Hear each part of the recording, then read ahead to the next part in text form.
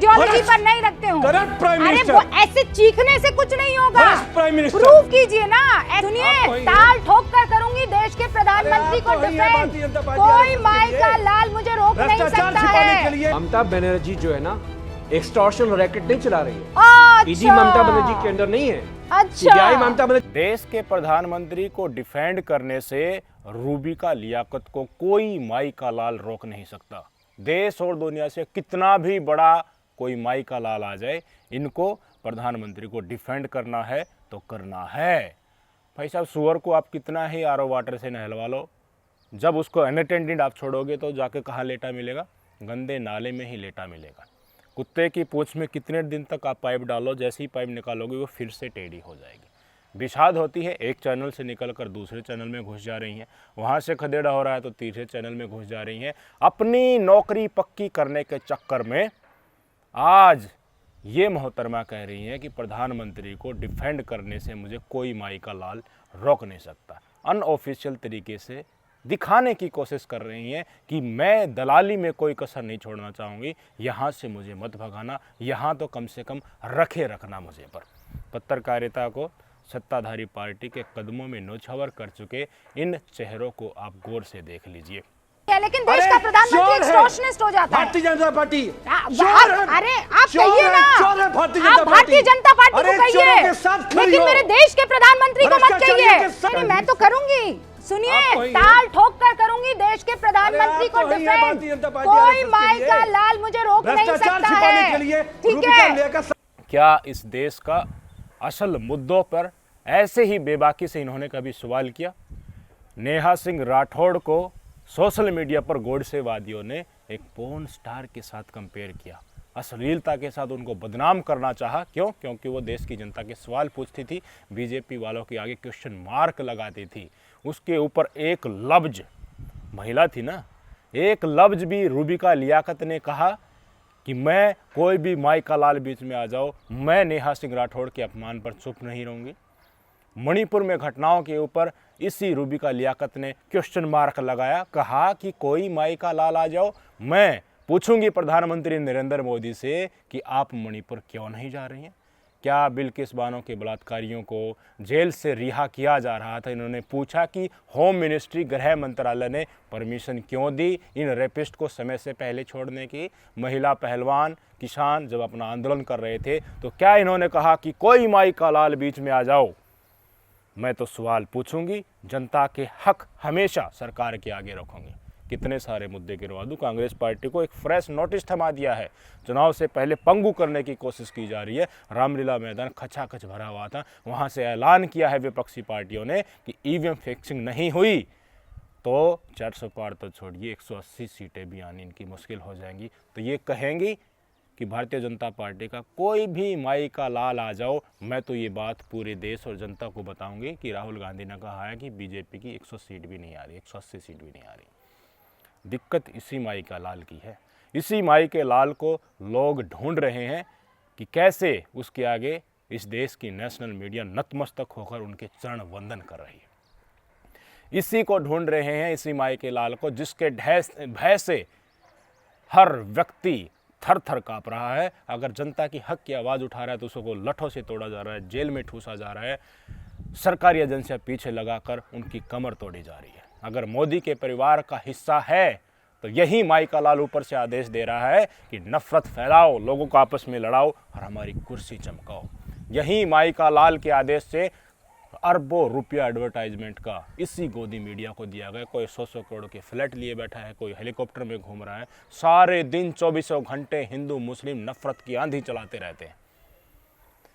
रूबिका लियाकत जी ने ये माई का लाल शब्द इस्तेमाल क्यों किया, आप समझना चाहोगे?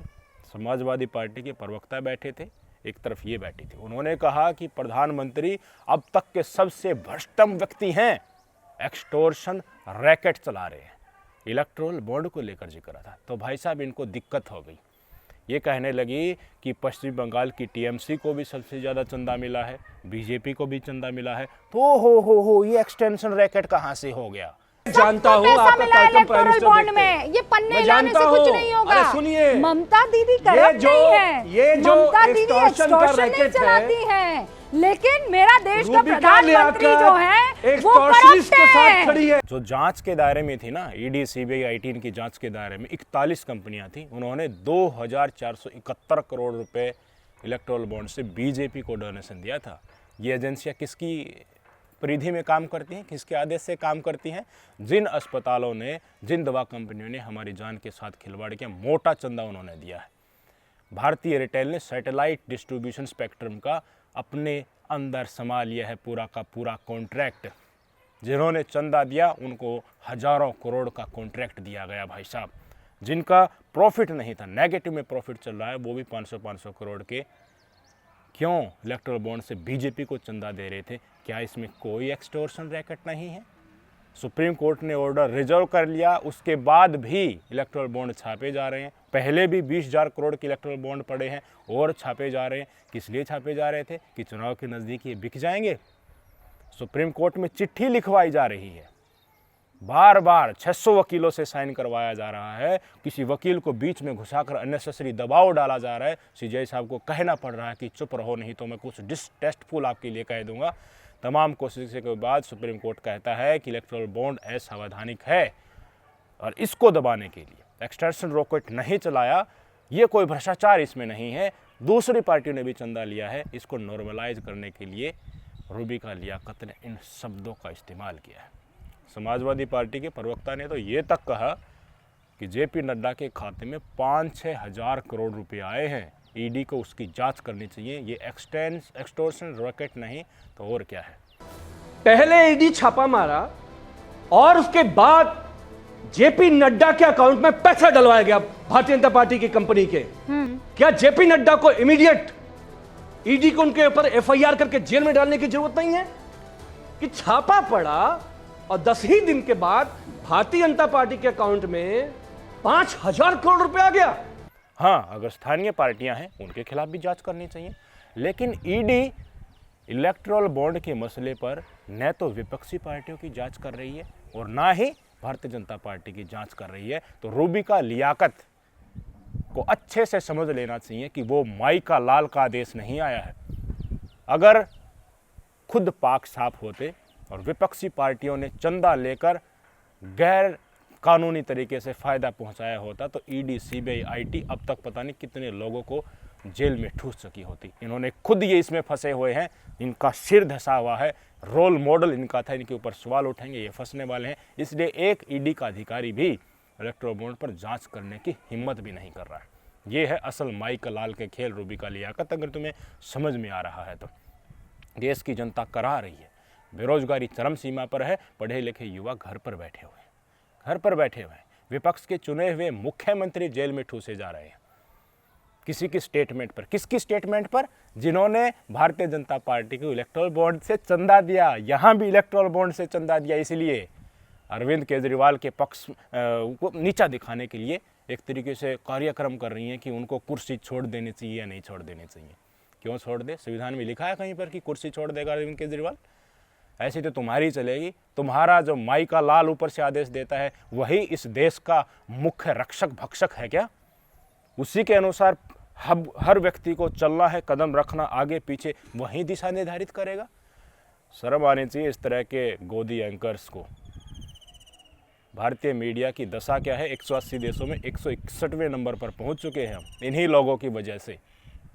सत्ताधारी पार्टी से सवाल पूछो। विपक्ष का चेहरा बनकर इस देश की मीडिया को काम करना चाहिए था। जनता के सवाल पूछने चाहिए थे। लेकिन क्या रूबिका लियाकत ने पूछा? कंगना रनौत के ऊपर सुप्रिया सेन ने इतनी टिप्पणी कर दी तो लंबा लंबा लेख लिख रही हैं। अंकिता भंडारी के ऊपर कुछ बोला, महिला पहलवानों के ऊपर कुछ बोला, किसान आंदोलन के समय पर उसको तोड़ने के लिए कितने बड़े बड़े प्रोग्राम यही गोदी मीडिया उस समय पर करता था। बिल्किस बानो के समर्थन में इन्होंने कुछ बोला। मणिपुर में महिलाओं को नग्न घुमाया गया तो पूछा कि मोदी जी ने कोई स्टेप क्यों नहीं उठाया। कितने सारे मुद्दे हैं, गिनवाते मैं रह जाऊंगा। सारे के सारे वादे जुमले में तब्दील हो गए। राम मंदिर, 370, हिंदू मुस्लिम, इन्हीं को लेकर भारतीय जनता पार्टी जनता के बीच में जा रही है और ताल ठोक कर कहती है कि भ्रष्टाचारियों को जेल में ठूसने की गारंटी मोदी की गारंटी है। क्या ये रूबिका लियाकत पूछेगी कि जिस पटेल साहब के ऊपर इसी ईडी ने केस मंडे थे 840 करोड़ के, उन्होंने वो केस वापस क्यों ले लिए? अजीत पवार, नारायण राणे, हिमंता बिस्वा शर्मा, कितने नाम गिना दो, पूरी की पूरी लिस्ट है। क्या रूबिका लियाकत कहेगी कि मुझे कोई माइका लाल रोक नहीं सकता, मैं इनके नाम लूँगी? क्यों भारतीय जनता पार्टी की वॉशिंग मशीन में डलने के बाद ये पाक साफ हो गए? क्या ऐसे देश का शासन चलेगा? विपक्षी पार्टियों से जितने अपने तरफ आ सकते हैं उनको लाओ, नहीं आ रहे उनको जेल में ठूस दो, प्रताड़ित करो, परिवार को दुखी करो। ये नैतिकता है? नैतिकता तो गोदी मीडिया, इस देश की सरकार के नेताओं में और गोडसेवादियों में नाम मात्र की ही बची है। जो बची है वो सत्ताधारी पार्टी की दलाली में लगा रहे हैं, खुले में न्यौछावर कर दिया है। भटक रही हैं एक चैनल से दूसरे चैनल में, बार बार दिखाने की कोशिश कर रही हैं कि देखिए मोदी जी, सत्ताधारी पार्टी वाले लोगों, तुम्हारी जय जयकार बोलने के लिए मैं तैयार बैठी हूँ, इस चैनल से मुझे मत हटाना। और वहीं जो अंबानी का चैनल है लास्ट में वहीं पर पहुँच गई है, न्यूज़ 18 में पहुँच गई हैं। आखिर में दलालों की जगह दलालों के दरबार में ही होती है।